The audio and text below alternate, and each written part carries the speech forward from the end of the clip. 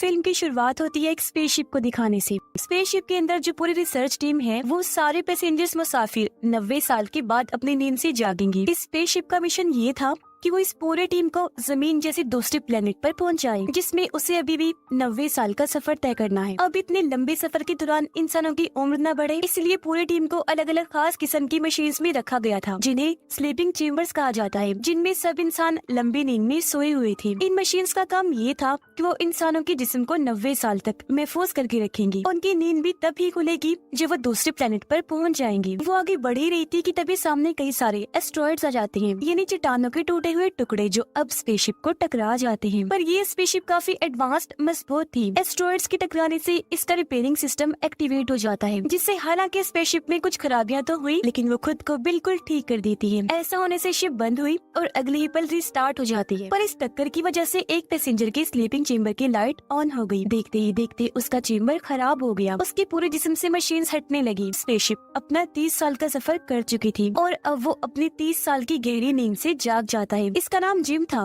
वो उठकर आगे बढ़ा। अब पहले तो उसे काफी चक्कर आ रही थी, लेकिन कुछ ही देर में वो बिल्कुल नॉर्मल हो जाता है। अब जिम उस हॉल में जाता है जहाँ सफर खत्म करने के बाद सारे पैसेंजर्स ने जमा होना था, क्योंकि यहाँ इनकी तब मीटिंग होने वाली थी। मगर जाहिरा उसने देखा कि इस हॉल में कोई भी नहीं है। वो पूरे स्पेसशिप में बाकी सभी पैसेंजर्स को ढूंढने लगा, लेकिन उसे अपने अलावा वहाँ कोई भी नहीं मिला। वो कंट्रोल रूम में मदद मांगने के लिए जाने लगा, पर उसका दरवाजा लॉक था, क्योंकि इसे कंट्रोल रूम के मेंबर की आईडी से ही खोला जा सकता था, या फिर टीम के हेड की। इसलिए अब जिम सिस्टम से ही अपनी लोकेशन की डिटेल्स निकलवाता है, ताकि वो पता कर सके कि इस वक्त स्पेसशिप कहाँ है। जहाँ उसे पता चल गया कि वो अपनी मंजिल यानी उस प्लेनेट से 90 साल दूर है, यानी कि वो 90 साल पहले ही जाकर अपने स्लीपिंग चेम्बर से एक्टिवेट हो गया है। वो काफी मायूस हो गया, वहाँ से जाने लगता है। मगर तभी उसकी नजर सामने गई। उसे लगा कि वहाँ कोई इंसान है, तो जिम उस तरफ ही जाने लगा, जहाँ उसे पता चला कि वो इंसान नहीं बल्कि इंसानी शक्ल वाला रोबोट है। अब जिम को वहाँ एक औजार मिला, जिसकी मदद से वो अपने स्लीपिंग चेम्बर को ठीक करने की कोशिश करता है, मगर इस चीज में वो नाकाम ही रहता है। इसके बाद जिम कंट्रोल रूम में भी जाने की कोशिश करता है, औजारों से उसके दरवाजे को काटने की कोशिश करता है, मगर वो इतना मजबूत दरवाजा था कि इसे कुछ भी करना नामुमकिन था। आगे बढ़कर जिम ने देखा कि अब स्पेसशिप की बाकी फंक्शंस में भी खराबी आ रही है, मगर वो इन चीजों को नजरअंदाज करके रोबोट के पास जाकर बैठ गया। उसे कहने लगा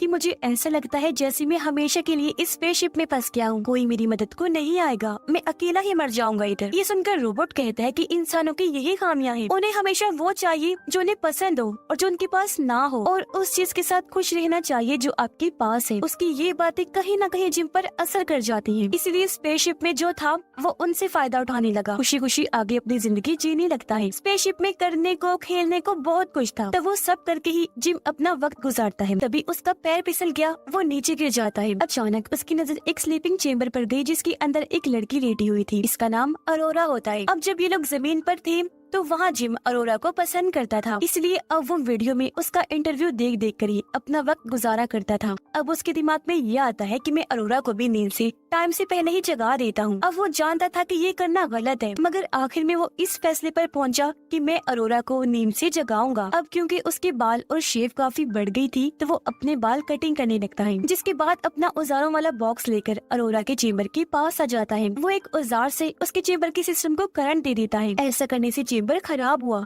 खुल जाता है, मगर इससे पहले उसकी आंखें खुलती, वो अपने पास जिम को देखती, वो अपना औजारों वाला बॉक्स लेकर भाग जाता है। सभी औजार किसी जगह पर छुपा देता है, ताकि अरोरा को ये बात पता ना चल सके कि उसके साथ ऐसा मैंने किया है। जिसके बाद अरोरा अपनी नींद से जाकर आगे बढ़ी, और अब जब दोनों का आमना सामना हुआ तो अरोरा उससे पूछती है कि टीम के बाकी लोग कहाँ पर हैं? कोई नजर नहीं आ रहा। इस पर जिम उसे बता देता है कि तुम्हारा और मेरा स्लीपिंग चेम्बर खराब हुआ है। साथ ही वो घबरा भी रही थी, इसलिए वहाँ जाकर देखती है जहाँ सबकी चेम्बर्स रखी हुई थी। वो देख लेती है कि जिम सही कह रहा था।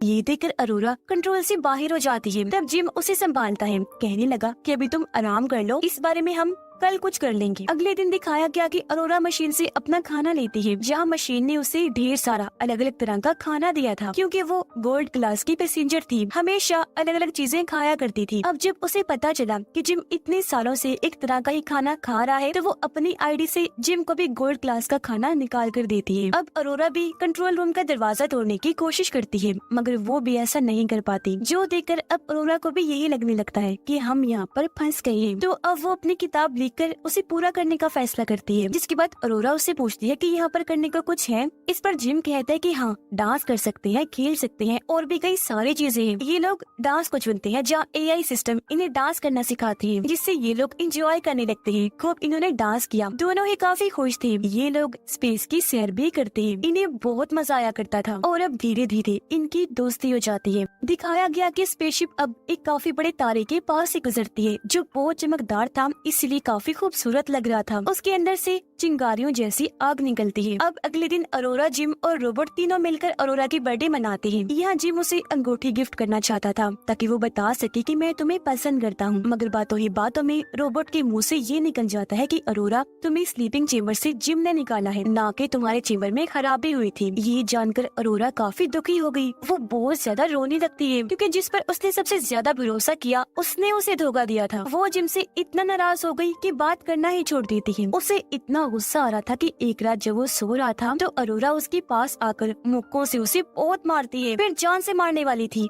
लेकिन किसी तरह खुद पर काबू पा लेती है। जिसके अगले दिन जिम ये कबूल कर लेता है कि हाँ, मुझसे ये गलती हुई, मैंने ही तुम्हें स्लीपिंग चेम्बर से जगाया था, मुझे माफ कर देना, क्योंकि इसके अलावा मेरे पास और कोई चारा नहीं था। एक साल अकेली रहने की वजह से मैं जैसे पागल हो गया था। लेकिन अब भी अरोरा उसकी एक नहीं सुनती, उस पर ही काफी चिल्लाने लगती है। अगले दिन जब वो लिफ्ट में था तो अचानक खराबी होने की वजह से लिफ्ट बंद हो जाती है। वो रुक गई तो अब जिम बाहर नहीं जा सकता था। तो अब हाथों की मदद से जैसे तैसे लिफ्ट को खोलकर वो बाहर आने लगता है। दूसरी तरफ जब अरोरा भी मशीन से खाना लेने जाती है तो मशीन में भी खराबी आ गई थी, क्योंकि वो बहुत सारा खाना अरोरा के ऊपर फेंक देती है। ये देख दोनों को कुछ समझ नहीं आ रही थी कि आखिर ये हो क्या रहा है। वो इस बारे में सोच रहे थे कि तभी इन्हें किसी इंसान की आवाज आई। ये जब चेक करने आगे बढ़े तो देखते हैं कि इनकी टीम का हेड भी अपनी स्लीपिंग चेम्बर से जाग गया है। हेड को भी खराबी का पता चल गया था, इसलिए वो अपनी आईडी से कंट्रोल रूम का दरवाजा खोलकर अंदर जाता है ताकि चेक कर सके कि और कौन कौन सी खराबियां हैं, मगर उसे कुछ भी पता नहीं चल पाता। तो ये लोग फैसला करते हैं कि स्पेसशिप में होने वाली खराबियों को हम खुद ही चेक करेंगे। तीनों जब आगे बढ़े तो इन पर एक रोबोट गिर जाता है, मगर वो जमीन पर गिरकर टूट गया था। ये देखकर हेड बताता है कि ये 15वां रोबोट है जो खराब होकर टूट गया है। अब हेड अरोरा की स्लीपिंग चेम्बर को जाकर चेक करता है। उसे पता चल गया था कि इसे जिम ने खराब करके खोला है। हेड उसे कुछ भी नहीं कहता, क्योंकि उसे भी इस बात का पता था कि एक साल इंसान वाकई अकेला रहकर पागल हो सकता है। अब अचानक ही हेड की तबीयत खराब होने लगी। वो जब अपने कमरे में आया तो देखता है कि मेरे मुंह से खून आ रहा है। अब एक रात स्पेसशिप की लाइट अपने आप ही चली जाती है, जिस वजह से इस जगह की ग्रेविटी पूरी तरह से बंद हो गई थी। ग्रेविटी यानी जो किसी चीज या इंसान को जमीन पर रोके रखती है, और अब ऐसा होने से ये लोग हवा में उड़ने लगते हैं। अरोरा जो पूल में थी, लाइट बंद होने की वजह से एक काफी बड़े पानी के बबल में आकर फंस गई थी। वो बाहर नहीं निकल सकती थी, तो अंदर रहकर उसका दम घुटने लगा। उसकी हालत खराब होने लगी थी, पर इससे पहले उसकी जान चली जाती। स्पेसशिप रीस्टार्ट हो जाती है क्योंकि बिजली वापस आ गई थी। ऐसा होते ही अरोरा भी पुल से बाहर आ गई और जिम जो उड़ रहा था वापस अपने बेड पर आ जाता है। जिसके बाद ये तीनों खराबियां AI सिस्टम में देखने लगते हैं। इन्हें पता चला कि शिप में तो बहुत सारे मसले हैं। अब ये लोग पावर सप्लाई वाले एरिया में आए थे जहाँ बिजली की पूरी स्टोरेज थी, पर यहाँ आकर हेड बेहोश हो जाता है। अब उसके जिस्म को जब पूरा स्कैन किया गया तो पता चला कि हेड को तो 612 बीमारियां हैं, जिस वजह से धीरे धीरे उसके टिश्यूज खत्म हो रहे हैं, यानी कुछ ही टाइम में वो मर जाएगा। अपने बारे में ये सब जानकर हेड बहुत ज्यादा दुखी हो गया। वो इन दोनों को अपने पास बिठाकर कहता है कि मेरी बात सुनो, मेरे बाद एक दूसरे का ख्याल रखना और प्यार से रहना। वो इन्हें अपनी ID भी दे देता है ताकि ये यहाँ पर रुककर कुछ भी कर सके, और बस इसी के साथ उस बेचारे की मौत हो जाती है। उसकी लाश को वही छोड़कर अरोरा और जिम शिप की खराबियों को ठीक करने के लिए आगे बढ़े, मगर तभी अचानक एक ऐसी खराबी आई कि ये दोनों और आसपास की हर चीज हवा में उड़ जाती है। रोबोट में भी ऐसी गड़बड़ी आ गई कि वो खुद को ही नुकसान पहुंचा रहा था, जो देखकर अरोरा जल्दी से उसके पास गई, उसके सिस्टम को ही बंद कर देती है। जिसके बाद वो दोनों एक बार फिर आगे बढ़ के स्पेसशिप के सारे हिस्सों को बदलने लगते हैं। ऐसा करने के बाद वो पावर सप्लाई रूम के बाहर आए। इन्होंने जैसे दरवाजा खोला तो अंदर एक काफी बड़ा सुराख था, जिसकी तरफ अब ये दोनों खींचने लगते हैं, मगर ये खुद को कंट्रोल करके उस सुराख को बंद कर देते हैं। खुद को संभालने के बाद इन्होंने देखा कि शिप में उस जैसे और भी कई सारे सुराख हैं, और अब जब ये मेन पावर सप्लाई के सिस्टम के पास आए तो पता चला कि बिजली का पूरा सिस्टम खराब हो गया है। इसलिए वो जल्दी से सभी हिस्सों को बदलने लगते हैं, मगर खराबी की वजह से स्पेसशिप में हीट गर्मी इकट्ठा होने लगती है, जिसे बाहर निकालने के लिए इन्होंने लीवर खींचा, पर गेट खुलता ही नहीं। और अब अगर जल्दी हीट को बाहर ना निकाला गया तो यहाँ धमाका हो जाएगा। ये देखकर जिम अब खुद ही सूट पहनकर बाहर आया और उस तरफ जाने लगता है जहाँ से हीट को बाहर निकालना था। शिप के अंदर का टेम्परेचर काफी बढ़ गया था,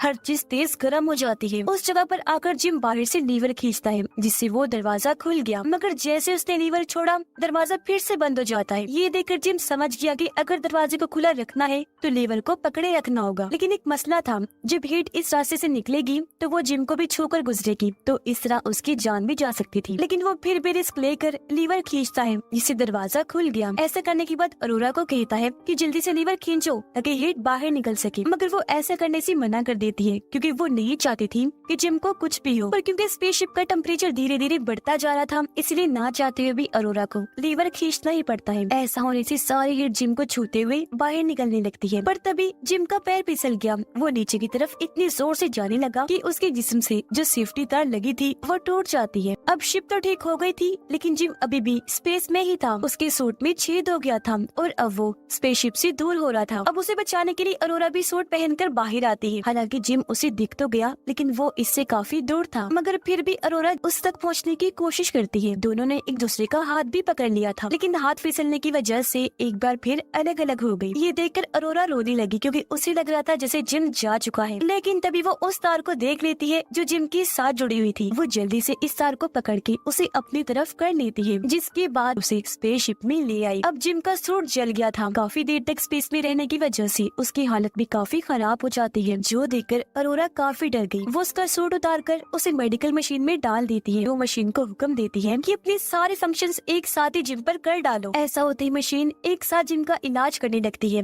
मगर उसकी हालत में जरा भी बदलाव नहीं आता। मगर खुशकिस्मती से कुछ ही देर में जिम की आंखें खुल जाती हैं, जो देखकर अरोरा बहुत ज्यादा खुश हो जाती है। जिम की हालत बेहतर होते ही ये दोनों पूरे स्पेसशिप को ठीक कर देते हैं, जिसके बाद इज्जत के तौर पर हेड की लाश को कपड़े पहनाकर बैच लगाते हैं और उसे स्पेसशिप में छोड़ दिया जाता है। अब जिम को एक और स्लीपिंग चेम्बर मिलता है जो बिल्कुल ठीक था। उसमें इन दोनों में से कोई एक जाकर सो सकता था, इसलिए वो अरोरा को कहता है कि तुम वापस जाकर लेट जाओ, फिर 90 साल के बाद ही जागना, जहाँ तुम्हारी आंखें खुलने पर तुम्हारे सामने वो दूसरा प्लेनेट होगा। मगर अरोरा उसे ऐसा करने से मना कर देती है कि नहीं, मैं तुम्हें अकेला छोड़ के नहीं जाऊंगी, हम साथ मिलकर रहेंगे, जो भी अंजाम होगा मैं उसके लिए तैयार हूँ। ये कुछ और साल यहाँ गुजारते हैं, जहाँ एक दिन जिम अरोरा को वो अंगूठी दे ही देता है, जो पहनकर वो बहुत ज्यादा खुश हो जाती है। और अब इसके बाद हम सीधा पूरे 90 साल के बाद का वक्त देखते हैं, जहाँ वो स्पेसशिप आखिरकार उस प्लेनेट तक पहुँच गई थी, यानी अपनी मंजिल तक। ऐसा होते ही सभी मेंबर्स नींद से जाग जाते हैं, पर जब ये स्पेसशिप से उतरने लगी तो इन्होंने देखा कि पूरे स्पेसशिप में पेड़ पौधे उगे हुए हैं, जो अरोरा और जिम ने उगाए थे। पर क्योंकि इतने साल गुजर गए थे तो उनकी मौत हो गई थी, मगर उन्होंने काफी सारे अच्छे कामों में से ये भी किया कि स्पेसशिप को ठीक कर दिया। तभी ये लोग अपनी मंजिल तक पहुंच पाए और इसी के साथ ये कहानी इधर ही खत्म हो जाती है।